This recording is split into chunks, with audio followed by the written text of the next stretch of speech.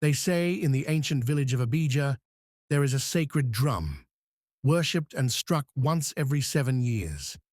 Its sound brings the dead back to life, summons the rain, and makes the warriors of Abija victorious in battle. Yet one man believed he could conquer the world and become the most powerful being on earth. If only he could possess the drum for himself. What happened to him would shock you. Sit back, relax, and enjoy the mighty drum of Abija. And if you're seeing this channel for the first time, don't forget to like, share, and subscribe to the Nook of Ancient and Modern Tales, where every story lives forever. Many years ago, when Abija was struck by drought and famine, a wandering priest arrived. He was a tall man, covered in white chalk markings, carrying a drum wrapped in animal skin. He told the people the gods had sent him with a gift, the drum of life. He said that once every 7 years, the drum would be beaten to bless the land. But if anyone dared to beat it for selfish reasons, the land would suffer greatly.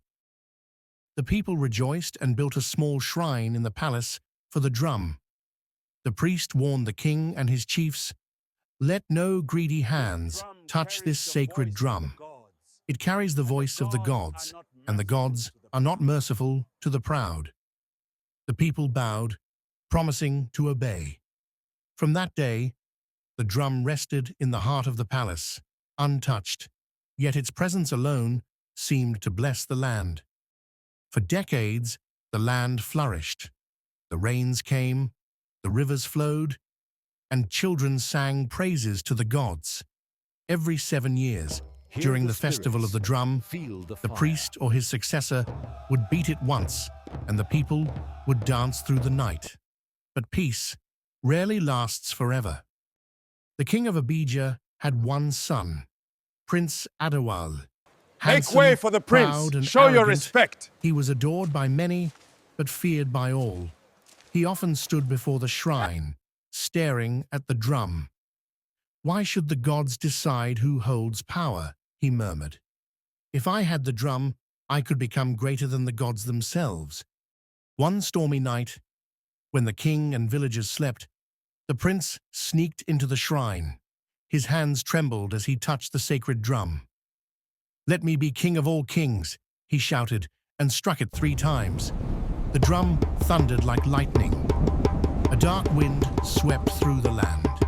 Animals screamed, rivers turned red, and thunder roared across the sky. The next morning, the sun refused to rise. The land became dry, crops withered, and children cried for food. The people whispered that the gods were angry. The king summoned the priests, and they warned that someone had awakened the curse. From that day, famine and death returned to Abija. The priests performed rituals to ask the gods who had angered them, but the spirits remained silent. The king grew desperate. "Search every home, every hut, every heart," he commanded. The priests prepared a ritual, a test that would reveal the guilty hand. One by one, every villager was made to touch the drum. Those who were innocent felt only warmth, but when the prince laid his hand on it, the drum burned with blue fire and roared like thunder. The people gasped. "The prince has cursed us all," they cried. The king fell to his knees, his face full of shame and sorrow. The wandering priest returned to Abija, his face dark with anger. "The hand that struck the sacred drum must pay with fire," he declared. "Only then will peace return." The crowd shouted for justice, but the king wept, for it was his only son. "Great priest," the king begged, "spare my son.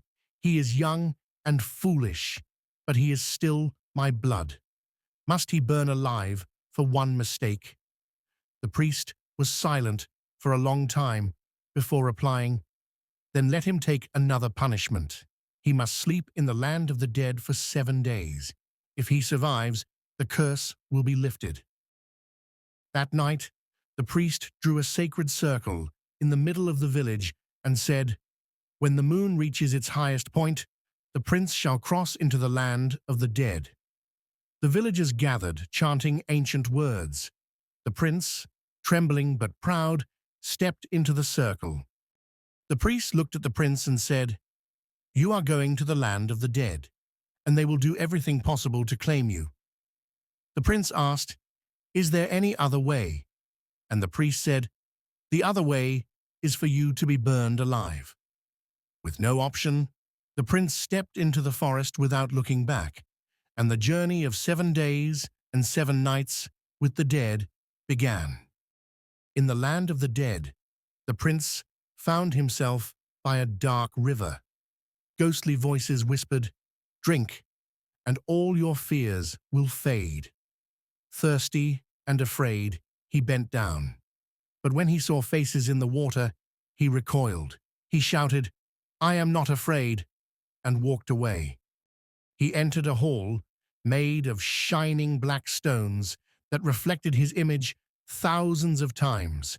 Each reflection whispered, "Bow to us, and you shall live forever." The prince shouted, "I bow to no one but myself." The mirrors cracked, and the echoes of laughter followed him. On the 6th night, he saw figures dancing in a golden light. They told him, "If you beat this drum, you will rule both the living and the dead." In the center of the circle stood a drum, beautiful and shining, like the one from his father's palace. His heart raced. At last, driven by pride and greed, the prince raised his hand and struck the drum once. The sound echoed through the land of the dead like thunder. The dancing spirits froze. Their eyes turned fiery red as they screamed, "You have failed again, son of Abija. You shall remain here 7 more days." The prince fell to his knees in terror as shadows rose from the ground, reaching for him. "No, I will not stay here," he shouted.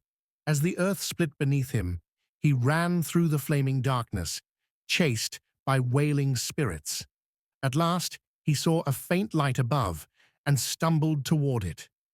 He stumbled out of the circle before dawn, trembling and pale. The villagers gasped as they saw him fall to the ground. "I saw death. I saw the gods," he whispered. But the priest frowned deeply. "He has broken the law of the underworld. He did not stay 7 days." The priest warned that because he left the land of the dead before his time, his life no longer belonged to the living. "The gods will reclaim what is theirs," he said gravely. The villagers shivered as thunder echoed in the distance. 3 days later, the prince fell ill. He screamed in his sleep, seeing shadows no one else could see. On the 7th day, he died. His last words were, "Tell the gods, I have seen enough." In the end, the prince learned too late that pride blinds the heart and greed leads only to darkness.